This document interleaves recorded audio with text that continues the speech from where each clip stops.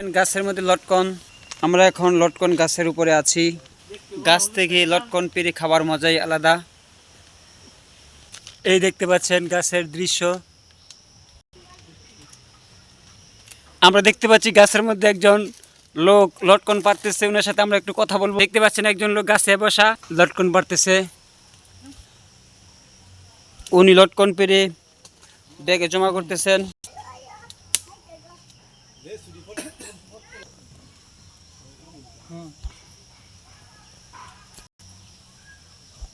জালা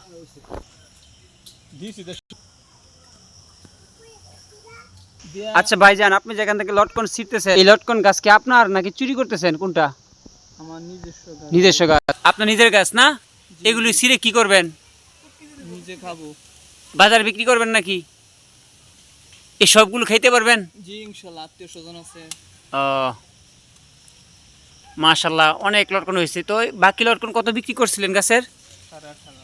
8,500 টাকা। এই একই গাছ আপনারা দেখতে পাচ্ছেন। শুধু এই গাছের লটকন 8,000 টাকা বিক্রি করার পরেও অবশিষ্ট কিছু লটকন বাকি আছে।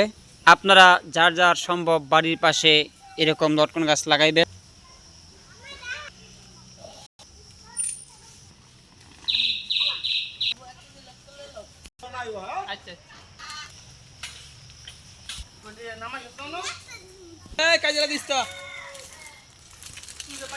লটকন গাছ থেকে নামানো হচ্ছে।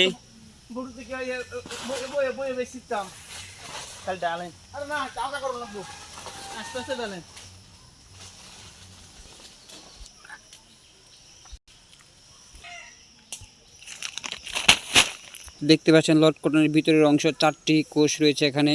এই 4টি একটি লটকনের ভিতরের অংশ। দেখতে পাচ্ছেন গাছ থেকে নেমে যাচ্ছে।